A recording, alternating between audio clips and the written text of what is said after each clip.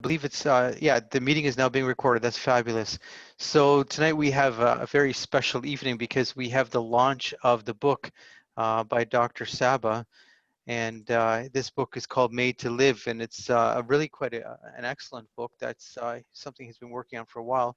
But you probably don't want to hear too much from me. We just began. There's a few more people coming on. So what we can do is we're going to have in a second, we're going to show a little video, a promo of Made to Live. And then Dr. Saba is going to go through a bit of an explanation of the book, a little discussion about some of the issues. There'll also be an ability to ask questions. We have the Zoom group chat up, so if you want to ask a question, then as soon as Dr. Sab is done with the one question, we'll go to the other, and depends on how his timing is. We might be able to ask questions somewhere in the middle, then again at the end. So that'll be a good opportunity, and I think this is a fabulous book that allows people to talk about the stories of a person's life related to these issues. So I'm going to move on to, I think, Dr. Saba for a second. Thank you, Alex, so much for hosting this event.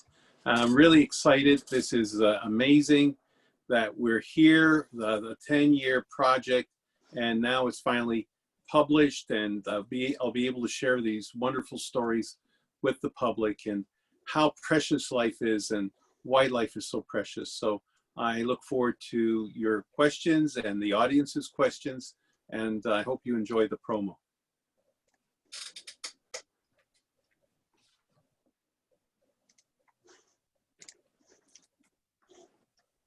It should go up now, yeah.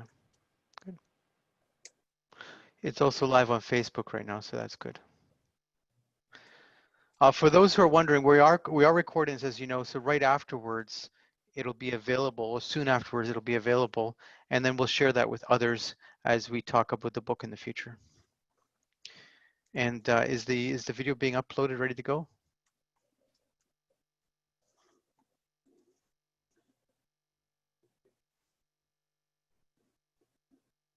Okay.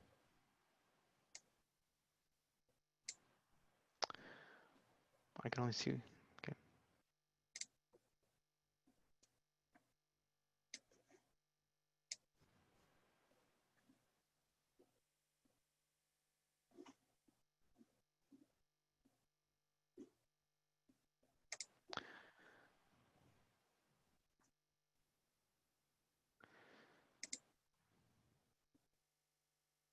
Inspiration with my daughter. And the story of my daughter started back in 2009. Before she was born, at 20 weeks on the ultrasound, the medical team took us aside and said, you know, we're sorry to say this, but your future baby has a severe problem, a severe congenital malformation. And we said, well, what do you mean by that? They said, well, she doesn't have a viable heart, and she probably has Down syndrome. And we really questioned whether she's going to have any quality of life and whether she could even survive. And so they said to us that you should consider your medical options. And I said, medical options? What do you mean? Well, if you're going to terminate the pregnancy, you should do it now. We did another ultrasound, 24 weeks, 4 weeks later, and it was the same conclusion. And we said, absolutely not. We're not going to terminate this pregnancy. As my wife says, I've done everything to get the pregnancy as far as I have, and you're going to do everything for my baby. The greatest abandonment is giving up on people, and the worst way of abandoning is killing them, either through assisted suicide or euthanasia, or through abortion.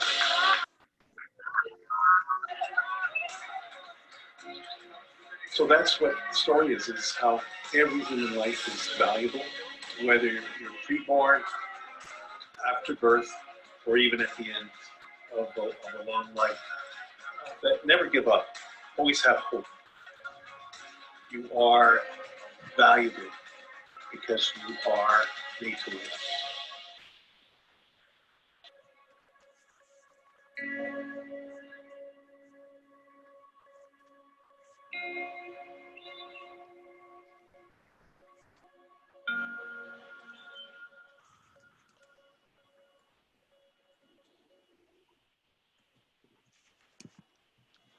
So Dr. Saba, I know we just saw the video, but now we're getting the feedback. Yeah.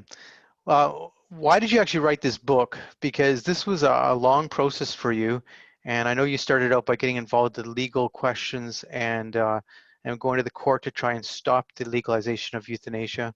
But what made you actually work on this project? Really, Alex, it was the birth of our daughter, who was their third child, Jessica, and I really had to question what we as physicians have been doing, how we advise people, you know, really what value do we put on human life if we're so willing to advise parents to get rid of a child who is, you know, faces so many possibilities. We don't know outcomes. And if we want a perfect outcome, then we're going to miss joy. We're going to miss a fulfilling life, because many parents want a child. They look forward to a child. And when a doctor gives a very grim prognosis, paints a very great picture of the outcomes, it really just sucks out the hope for people who are looking forward to life. And that's not only in the situation of a woman who's pregnant, but you know, children who are faced with illness. As people grow in life and are faced with health challenges, a doctor's diagnosis can be hopeful, or it can be very negative and just take away the hope that people have, and really encourage people to give up. So really, the story this was just the most profound effect on my life. But throughout my career, I have seen situations where people could have given up, and if I hadn't encouraged them, they would have given up on life. And probably the worst situation we face now here in Canada and in a few countries and a few states in the US is that we have assisted suicide, which has been legal. So we've legalized people giving up hope, because we tell them, you know what, the situation is very severe, very grave, there's no hope, and maybe you should consider this as an alternative. And medicine was never like that. Medicine was always, ethical medicine was, do the best you can for your patient, and make sure that if you can't cure, you'll at least treat. And treating includes if people are having problems with pain, or if they have problems with psychological depression, or social problems of living, not enough food, that we would provide for everybody's needs as a society. And I think that probably the basis of modern medicine, which people forget to talk about, is the Judeo-Christian values that came out with the story of the Good Samaritan. For people who may not be aware of that story that Jesus spoke to in the Gospel of Luke, he describes a person who was left half dead at the side of the road, and many people passed by him, people who had money, who had means, who could have helped, but this Samaritan, who was someone who wasn't really highly looked at by the communities in those days, stopped by. He provided first aid. He applied wine and oil, which people did in those days, bound up the wounds, and took the person to an inn, which an inn would be a modern day emergency room. And he said, do whatever you can, and if I owe you any money, and he provided money for the care of this man who he didn't know, who was left for half dead. Today, half dead people would be considered candidates for euthanasia or assisted suicide. Do whatever you can, and when I come back, I'll pay you whatever I owe you. So we don't know what happened to that gentleman. Did he die? Did he go on and live? Nobody knows. But that wasn't the important thing. The important thing was caring for our fellow man who is in distress. And that's the model of what modern medicine should be. But we've gone away from that. So Dr. Saba, when I'm reading the book, it has a lot of stories in it, right? I have to turn around to get the cover.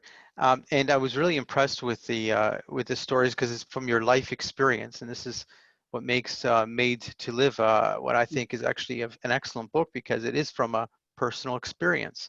But you talked about different personal experiences, such as a woman with leukemia, children with disabilities. Now, can you tell us a little bit about some of these stories? Yeah, one of the things that I think that we mustn't forget is that we as doctors, we do our best to diagnose, we do our best to prognosticate, predict what the outcomes, but we have no guarantees of what outcomes. We can't assure it. We're not God. One of the stories I talk about is a young woman who had severe leukemia and went through, she was 13 years old, went through multiple therapies, failed chemotherapy, 3 rounds, four rounds, bone marrow transplant that attacked her body. And, ultimately she survived because she had lots of loving support, and euthanasia wasn't available for her as it is in some countries like Holland and Belgium today. In fact, some medical doctors in Belgium and Holland would give this person as being an ideal candidate for euthanasia, because they say, well, she's suffering. Well, we all suffer if we go through any type of life challenges, but we don't give up. We need to support people. We need to provide them the care. And even in modern day today in Canada, there are children who have cystic fibrosis, and it's with a new treatment called Trikafta, it's treatable. There's a new drug that's out in Europe and European countries. Canada's refusing to do it. Refusing to treat is a cost some money, but it doesn't only treat, it cures it. And I had a grandmother who recently wrote me. She said, Dr. Sab, what can you do to encourage our government, to push our government to pay for this drug? And I said, I'll do whatever I can. And she is very encouraged by that. Her son also, and her niece actually died of it. Her son suffers from the same condition. She wants him to be cured. And there are many stories like that of parents who want their children to be cared for, and children who want their parents cared for. We have to care for one another. We can't put people in a box and say, well, this person's is a hopeless case. This person is disabled. This person has no value to society. Every one of us have value, because we never know when something tragic can happen, as we face with this COVID crisis. And I think that we need to look that you can't predict what's going to happen, but we need to care for one another. So, Dr. Saba, wasn't a couple of the young people who have now been euthanized in Belgium, wasn't a couple of those cases cystic fibrosis also? Yes, there was a 9-year-old and a 12-year-old, and this was only a few years ago. Very shortly thereafter, this new drug came out which would have cured them. So this shows the false premise of euthanasia and assisted suicide, that there is no hope, that, you know what, you're better off dead, because we never know what's around the corner. There's always hope. And we need to sustain people, we need to support them, because we never know what positive thing could be out there, what new treatment, what you cure. And we have abilities to treat, we have abilities to cure. We don't always cure, but as a physician, my medical ethic really is completely opposed to assisted suicide. It's completely opposed to abortion, because we need to give life a chance. That's really what our medical ethic teaches us. And to do otherwise gives up on hope. We are there to cure, to treat, but never to kill. You have a story about a patient who was misdiagnosed. Would you like to tell us about that story? Yeah, there were several actually patients that I have who've been misdiagnosed. There was a gentleman, he was in his 40s, a truck driver who drove trucks down in the south. And when they looked at his chest x-ray, he came in with a cough. They said, "You've got cancer." And he had seen his brother die of cancer, other family members of cancer. He was a heavy smoker. He said that if euthanasia and assisted suicide had been available, he would have been euthanized. He wouldn't have gone through the studies, the investigations. This was back in 2000s. They actually even removed his lung, and when they did a biopsy, they found that he had a lung fungus, an infection, which he developed, which he contracted down in Mississippi. And he's very happy to be alive today. I have another woman who I actually know personally, because she used to work in my dad's store years ago when she was a young woman. And she was told, and all the investigation, she came to me, she was really, really anxious and in despair. They said the doctors have told her she had lung cancer and she was going to be operated on, but she also had a faith. You know, some people have faith and they still get cancer. In this case, when the operator removed her lung, they found it wasn't cancer, and she's very thankful. She sees it as a miracle. But whether it's miracle that we can't explain, whether it's amazing medical treatment, we never know outcomes. And that's why we must give life a chance. Absolutely. How long did it take you to write this book? This was, I know, a project that we had talked about a long time ago already, and now it's 2020, so we're happy it's out. How long did this project, how long was it for you? Well, right after the birth of Jessica, I really started to think deeply about all the medical issues that were being put out. The idea of assisted suicide in 2010, a public consultation was put out, and I said, this is not possible. I could not conceive that our governments would even consider it. I wrote a brief, and then 2 years later, I submitted another brief. Even though the majority of the briefs were that were submitted by different patient groups, doctors groups, the government pushed ahead, and they proceeded to pass. Yeah, the majority of the briefs were against, right? The majority were against. Yes, and, that's right. And in 2014, they proceeded to try to pass a law. I submitted a temporary injunction. It was ignored. The law was passed. I was able to get a suspension of the law for a very brief time because we had the federal government on our side, but then the government did an about face. And when it went to appeal by the Quebec government, we lost an appeal because the federal government said it didn't matter that they were against it before.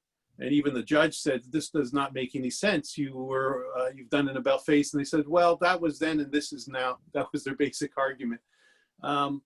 And the law was passed in Quebec, and it was passed in 2016 in Canada. And since then, we've had over 13,000 deaths. And what was intended to be just for people who were terminally ill, and terminally ill was very largely defined as up to 6 months. Some people said a year. Now has been extended to people who are handicapped. Here in Quebec, the Superior Court said if you're handicapped and you want to be put down, you have the right to do that. There are reports of people who've been depressed, families fighting for their depressed loved ones not to be euthanized, but they are euthanized anyway. And there are even some who are advocating for euthanasia, assisted suicide for children. And this is really terrible. So we're doing depressed people, we're doing disabled people, and we're even talking about doing children. So this is a cliff, not a slippery slope. Actually, when I look at the law, I don't even refer to it as a slippery slope, because I think that the law, how it was written, was designed to expand anyway. It was designed with the language that was undefined, that it would expand. So it was like a built-in slippery slope, as you would call a cliff. So that's the interesting thing. Now, I know you spent time in underdeveloped countries over the years. You spent time as, I guess, a doctor who went to these different countries where they're third world nations. And how did that help your perspective on these issues? Well, what I found, Alex, is that people who have very little seem to cling more to life than here out in the West, where we have so much, and we've almost become nonchalant until recently with the COVID, which I think has wakened lots of people up tragically to how valuable life is. I remember being in back in the 90s, I worked with patients who had AIDS. We knew what it was, but we didn't know how to provide any treatment other than treat the complications like pneumonias. I remember one day being on a ward in Haiti, in a Haiti hospital, and we were losing the patient. And the other patients, we had several patients who were quite sick, and they actually, those who were dying came to the aid of others who were dying. And I remember using an ambu bag, and one woman who was very sick coming to and pulling herself out of bed and trying to help her fellow patient. I've seen amazing cases of, when I was in Africa, of a woman who brought her son who had appendicitis, which we diagnosed, and didn't have the money to pay for the surgery, but we were able to arrange with the government hospital, which insisted on payment, to get the surgeon to operate for free. She begged us, she says, do whatever you can for my son. This is my last child. And she had walked over 100 miles to bring him to our clinic, which was way out in the northern part of the Ivory Coast. I've seen this amazing courage, tenacity, people who are so very poor, who just were holding on to life because it was life. I know there was a section of the book that you had picked out to read, like a little section. Did you want to do that now, or do you want to go on with other questions? No, I think I could read if you would like me to. This is actually one of the fun parts of the book. It's not, I think the book is really, I've tried to show the whole nature of life, and even my own personal life. This is in the near the end of the book, and I'll read it here. It says, with such troubled, dangerous thinking dominating our courts, our legislatures, our media, and to an extent even some of our churches, it's no wonder I have seen many people initially engage in the fight against it, which is assisted suicide, and then move on to other issues simply because of the spiritual toll it takes. Those who've stayed and those who've left are truly amazing people, and I'm privileged to have met them on this road. I am an optimist by nature, and I do not personally believe many genuine pessimists make into, much less through, medical school. Fewer pessimists still would stick with a medical practice for many years. At one point in the struggle, however, I began talking to my wife, Marissa, about my options. Because of my mother's American birth, I remain a US citizen. I could take the parachute, put the family in the car, fill the moving van, and go to a non-euthanasia, non-assisted suicide state like Kentucky. Why Kentucky? Why not join an Amish community or enter a monastery? It took a while to get Marissa to walk through the prospective plan with me. Part of the reason is my ingrained habit of suddenly giving her my latest brilliant insight about some situations, such as, well, moving to Kentucky while we're in the middle of her trying to rush to get to an appointment. Her standard response is, not right now. And I wheedle a bit and I say, but honey, I think I've got a solution. And she will say, I've got to get the kids to the dentist and a nuclear bomb's about to hit us, so we need to hit the basement after we get back from the dentist, but before the tornado touches down this afternoon. So not right now, Paul. Finally, though, in the midst of the family rush, we talked about moving. Marissa said one of the most amazing things she said to me in 16 years of marriage. She said, now you can talk. So I told her my brilliant idea of us moving to Kentucky. I like Kentucky. People I've met from Kentucky are amazing. But I got the feeling she wasn't as keen on Kentucky as I was. Not because it was Kentucky, but for some entirely un-Kentucky related reason. Paul, she said, what impact are you going to have on the lives of these people that you've touched over all these years if you're in Kentucky. If you think it will make a statement, all they'll know is that you ran away. That's exactly what it will appear to be. And that's exactly what it'll be. Are you somebody who runs away? The only vocalized answer for a boy born and raised in Lachine, Quebec, whose grandparents were from Lebanon, was of course no. In my head though, I was doing a little happy dance that I married her. Not because she was smart enough to marry me, but because she knows so much that I will never know. So that's part of the book. So what do you want the audience to be taken away with from Made to Live? How you want this to affect people? What I wanted to do, Alex, is that people will really, in their own experiences, sit back and reflect and think how thankful we all have to be for life, for God-given life, for our families, for our friends, for those who are facing being isolated, that that there are people who care for them, that there's that we're part of community, and that we need to care for each other. We need to be thankful for those who do care for us. We need to be thankful for each breath that we have. And really, and in the end, I think that's really what the book is about, is being thankful for what we have and thankful for the possibility of hope. That's really what the book is about. So I know this book is in, this isn't my show, this is yours, but you might have noticed I just published a little article about this weekend. I was visiting a friend, and his neighbor had died by euthanasia.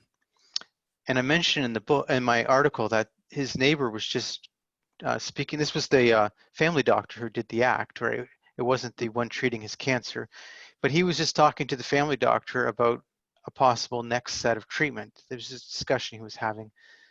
But instead, the family doctor had the other idea. It was the family doctor who spoke about euthanasia, brought it up, and convinced him that was a good idea, that no more treatment. That's not a good idea. It's Made that's a good idea. And he agreed to it. He felt no more reason for hope. Now, as a trained medical doctor who's been involved with these issues for quite a while, how do you respond to these sort of realities of life now? One of the doctors that I mentioned in the book from the Netherlands used to always explain to the patient they had choice. You can go with would you like euthanasia? And of course, the doctor said 9 out of 10 times when that subject was raised to the patient, the patient would say, yes, I'd like euthanasia. So he stopped using the euthanasia word. And he said, would you like palliative care? Which is there just to alleviate pain and provide supports. It's not to give a lethal injection. He said 9 out of the 10 times people said, yes, I would like palliative care. So physicians have a tremendous influence on patients' decisions. And the way I reacted to it is to always offer people hope, always tell people that we don't know what's going to be the outcome, but never give up. That's how I handle it. Yeah, so does anybody have a question? Okay, do you have legal assistance to write your briefs and about the injunction? So when you were doing these legal battles in courts, I know you did hire lawyers, but that's the question. Did you have a lot of legal assistance with that? Yes, I did. And I had lots of legal costs. I spent personally over 150,000 Canadian dollars in the last 10 years. So it's been a very, actually 8 years. It's been a very costly battle for me personally. Yeah, that's why Dr. Saba has always been a great hero to me, because he did these things, and then it was at his own cost. It was a great sacrifice to him and his family to do it, and yet he didn't do it for himself per se. So that's it always stuck in my mind how Dr. Saba was willing to do these things, and I didn't know too many others like that. you might want to comment on that. But anyway, um, the other thing is that you know, for instance, all these legal battles cost a lot of money, and so it's hard to find the ability, you know, lawyers to do it and others to help you with it, and so the fact of it is that you know, you need a lot of people behind you to make these things possible. Now, this book is something that, you know, I guess you have it on Amazon and different places to buy. I'm just going to put a little, you know, we bought quite a few of these books off you, Dr. Saba. So if someone wants to buy them off the Euthanasia Prevention Coalition, we haven't advertised it yet, but because of the cost of it and everything and the cost of postage in Canada, we were planning to sell it for $25 postage included, like postage and everything included. So, you know, people would buy it and then that would be the total cost. And rather than adding postage onto a certain price and it being a headache. So just so you know, that's what we were planning to do. You can order that from the Euthanasia Prevention Coalition, but there'll be other ways to order it too. Is there a hidden agenda for why these doctors encourage assisted suicide? Uh, what do they gain by these practices, Dr. Saba? That's the question I have on the screen. Yeah, I think that physicians are being forced more and more by the government to um, offer it as an alternative to medical care. I think it's really, it's almost nefarious that the government has worked so hard to promote this. And I often wondered why in the middle, you know, how we ended up being prepared for assisted suicide, but not being prepared for COVID. How our healthcare system was almost overwhelmed because we don't have our eye on the ball. For me, keeping the eye on the ball means good healthcare, providing the best care, the best diagnosis, the best treatment for all of our patients. And we've, what the government, I think, has seen as this is a cheap solution to dealing with people who have life-threatening illness. And we should be investing more in research, finding cures for diseases, including especially the neurodegenerative diseases that people are being faced with as they get older, even young people, you know, like muscular dystrophy, Lou Gehrig's, dementia, Parkinson's, to name a few. And in the book, my daughter actually wrote a chapter because she's very interested in neurosciences. She was 14 when she started writing. And she wrote a tremendous chapter really to give people hope and show that the directions that we should be going in to finding new cures for many of these diseases that any of us can face. Now, I'm certainly not a physician, so I don't have that experience, but I do have experience with all these stories I'm getting, and I do find that physicians who have been involved with euthanasia-assisted suicide, it's something that either they do once and they say, I can't do that again, or they do it once and then it becomes something that they normalize within their practice, and it sort of justifies what they've done already. So I'm thinking of the man that I dealt with, his neighbor's death. It seemed to me clearly that this physician was someone who was just, it was just part of his practice, is what he was doing now. And by normalizing it, it justified what he had already been doing. We have societies, we look past in history, when societies went down the wrong road. I talk about that. I talk about Germany, for example.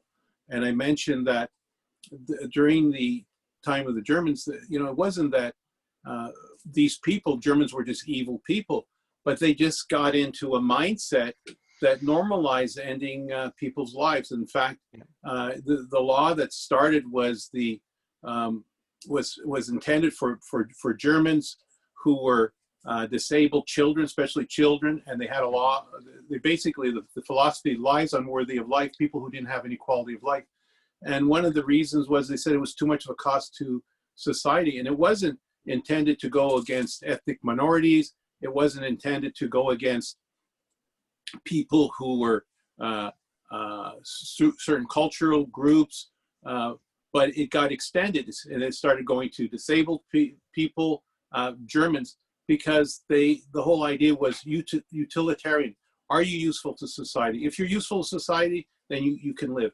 But if you're not, then you're not worth investing or caring for, and you're better off dead.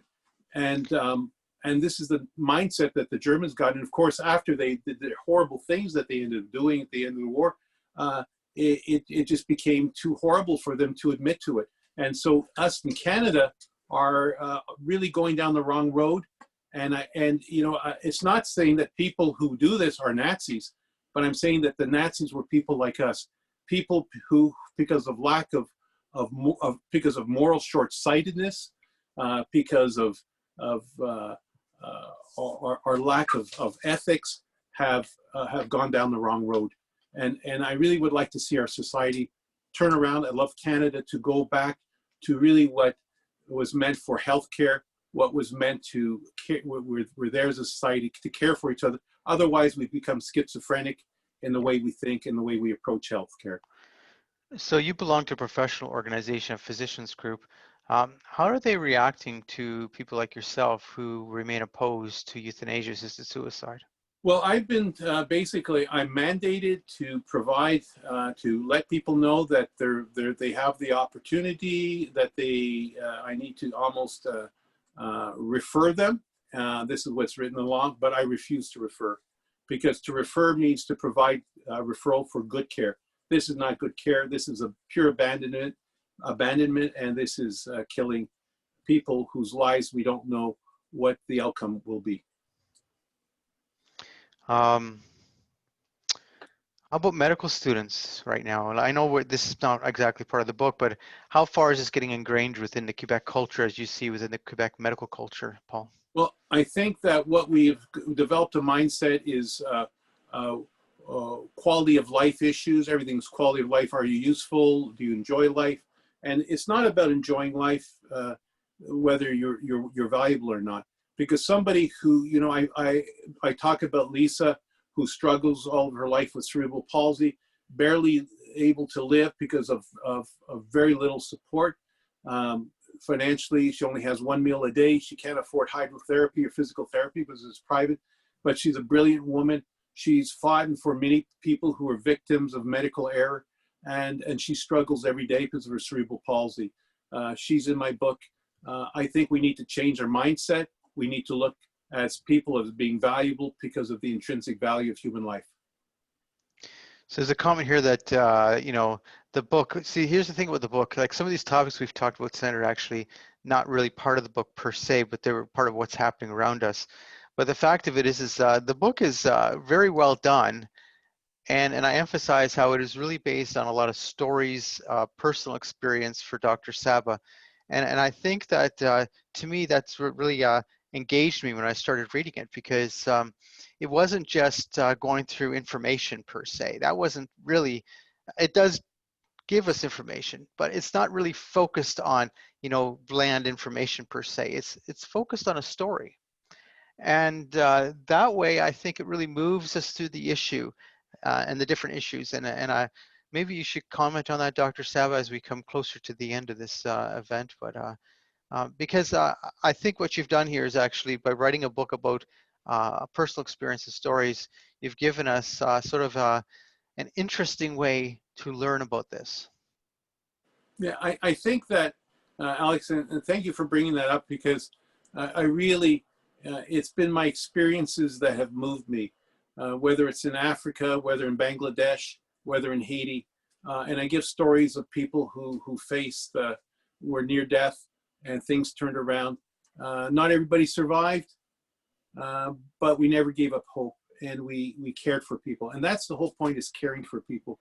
Euthanasia is not caring. Assisted suicide, they say, well, I held their hand their last few minutes before they got the needle. That's not caring. Caring is being by the person, either at home, or if person is not able to care for somebody at home in a residence, visiting them daily, offering them a glass of water, offering them some soup.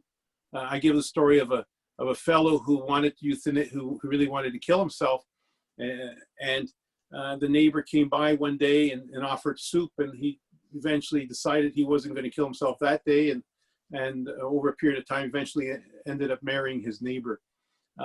So we need to care for each other. We need to support each other. The COVID crisis has brought to us really what, administrators of hospitals are now talking Yeah. about doing triage. Only those who have, even one study showed if you only have 70% chance of surviving, will you be put on a ventilator? There's some ideas like that being put forward. And we can't do that. We need to give everybody a chance. We need to build enough lifeboats for everybody. Absolutely. I got one last question. It was actually more of a statement. One of your patients is on this call right now, or this event, and they say that you regave that person life. So that was a great testament. His question is, where do you get your strength and conviction from, and how can we make more people feel that same strength and conviction as you have? Well, I think it was basically my parents, my family, my present family. They have a strong faith in life. I have a strong Christian faith, which has helped me. Is it necessary for everybody? I can't speak for other people, but for me, it's been a strong motivator. I often speak about the story of the Good Samaritan. I looked at the example of Jesus, who went around healing people. He never euthanized. He never, even during Roman times, that was the way people approached life. The Stoics said that if you were weak or feeble-minded or sick, you're better off dead. So this whole idea of autonomy and liberty really was based on Roman thinking, and the idea of ultimate autonomy is killing yourself. That's not autonomy. That's not liberty, because you won't be able to ever make any more choices once you've ended your life. Jesus never spoke about that. He said about healing, caring, loving, and he provides us hope. And I know some people say, well, I've prayed to get better and I didn't get better. I prayed for somebody to get better. But the idea is not giving up on hope. We never know outcomes. In the story of our daughter, we were blessed that we had great medical care. We prayed that she didn't have the heart problem, but she did have the heart problem. But I believe God gave us the strength to carry on and to hold on to hope. And I think that's what people need, is hope. I agree with you. People need hope, and euthanasia, assisted suicide, it's about abandonment. And so actually, I thank you for writing the book. And if you've got last comments, you can make them. And Dr. Ann is wondering if Dr. Saba wants to move to Baltimore someday. I know she's around Baltimore. So anyway, well, Thank you. He didn't go to Kentucky, so I doubt he's going to Baltimore. You never know. The Quebec doctors group might pressure him out. Who knows? And you can see I've got the website sort of behind me right there, madeTolive.com. And any last comments, Dr. Saba? No, I just want to thank everybody for joining on today. I thank you for your encouragement. I thank you for, and continue to encourage others to read the book, buy books for the others. Encourage them to watch the video, because that's really what we're there to support and encourage one another. I think that's what our God-given purpose is to help and encourage one another. Thank you. So what we're going to do is, when this is done, it's going to it's going to be on the Euthanasia Prevention Coalition YouTube page, but it's going to be then shared to the different social media. And I know that they have Facebook and social media all being developed around the Made to Live book. So you'll be able to watch this, and I'm sure there's going to be other interviews in the future as this book is promoted. So thank you very much, and for everybody tonight who's joined us. And it's been a good evening, and I'm sure many people in the end will be affected by the book and the time that Dr. Saba has spent working on this project. Thank you, Alex. Thank you, everybody.